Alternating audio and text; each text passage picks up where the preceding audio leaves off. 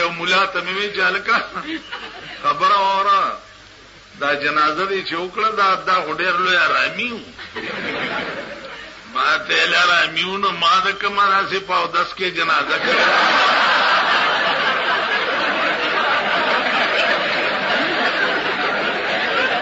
تاسو په ما د کومه داسې په اودس کې جنازه کړې ده خو لسو لوټې د جیبه ویستوې زمونږ دې سره کارو د پیل په خدای کور مران کور ملا هم خاړ شو تاسو به واه واه واه ملا هم خاړ واه واه واه خو دې خله ټپکا او دا ویل چې ملا هم خاړ شو دا هغه خلک ویل لکه هغه په ابټاباد کې چې ولاړ دی خدای دې هغه کامیاب کی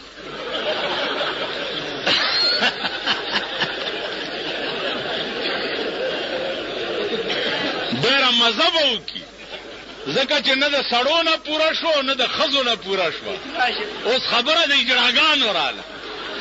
دی خوا وګورئ ما ته وګورئ یعنی مونږه په داسې دلمل کې اوسېږو چې په حکومت کې دام اجازت شته چې اجرالم ټیکټ ملاوي دی شي مونږ په داسې ملک کې اوسېږو مونږه په اریپور جیل کې وو نو جلیا خان د خدای وبخي د باچا خان خورایو امون سره جیل کې استاد د دې ثوابه دو درې بار کما سره په 73 کې هو بیا مې یو منکتو چې مړ دي کجوندې دي خدای خبر نو یو سره په جیل کې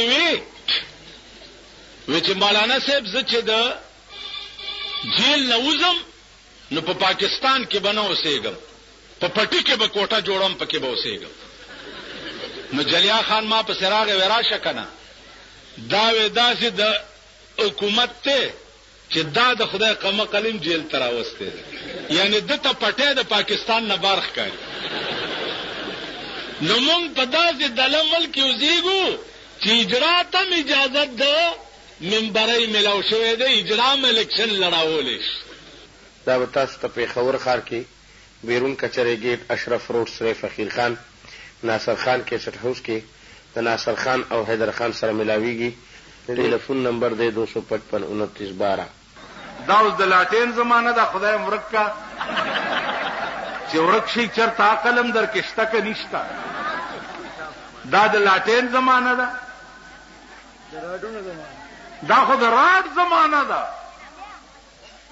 دا خو د بلپونو زمانہ ده دا خو د فلش زمانہ ده تب مغه سي پټي کې پډيران غل کې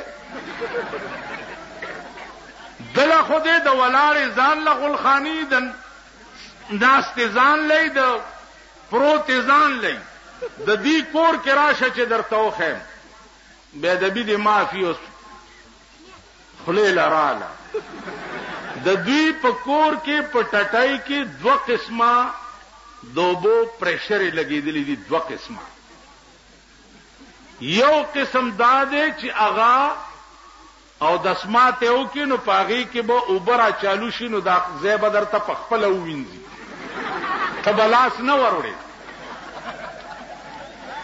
دویم قسم دا دی چې اب بیا بند کې نو هوا به چالو شي بیا به درته وچکی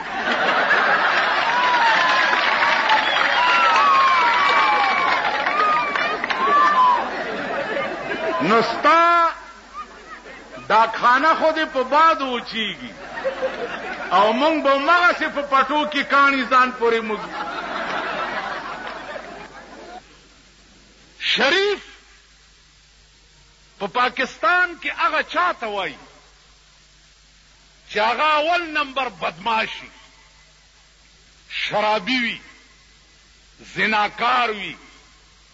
خزه او لونه بربندي ګرځي او شاملات نن هغه خلق ته معززین او شریفان ویلې شي تو ما چیو دا پټکی والا یا پرتګ والا یا دالوی کمیس دا وی شیخان میخان مونږ سره ال تکلی کې یو دی دا شیخان میخان مال دا خانان مانان ارباپان مرباپان داس دي تاسو خیال راغی تاسو د الکانو کمیسم دې کې څنګه الګا د دې کې دیواله تنکړې وي چې دا رستو دا خانه مې ښکاري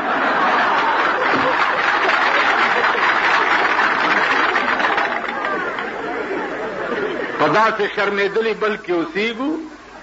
او دا سے شرمېدلې قوم دی نو ما ته وګورئ زه په دې ملک کې داسې نظام غواړم داسې نظام چې آرډر وکم چې کم نه د چا ګیره کله که سر به ترې غوڅوم کم نه کم هلک له د ښځو غوندې ویښته جوړ که نه مرداروم او دا هلک به د ځان تماشه وکړي ښځه که چا بار بربنډه په سرک ولیده چا وینیسه یو ویې تختوه چې یوه ښځه په چا وتښتو کرانه ښځه بار راووته دا مخ مې تور کوي راوبځي په ایمان وایي اوس خو ښځې میړی له اوده پروت دي چې دې لپسټک کړی او صاحبه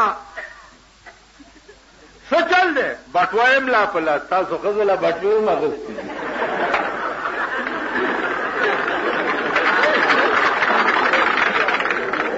زمونږ ښځې بټوې ګرځي دا چل پښتو مه وایئ لنګونه ووهئ دا شرمېدلی ملک او شرمېدلی قوم دی من خدا سے بقار اخته یو کنه چې ادیرې لار شوم چې سپیره مړی چېرته شیخ میخ مړی نو آمن رسول به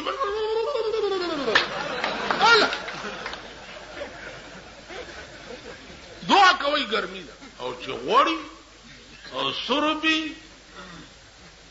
خلوانه سخوندري کله آیات کرسی باندې لوټه دمو سپېګموته کله سورت یاسین شروع کله پکې دا شیخان आवाज کی نه صفه کوي وکي الکه صفونه وشماري ګیره دې کله شخ غلې ودرېګه کور دې وران شکنه کور دې د میردین جمعات شخ غلې ودرېګه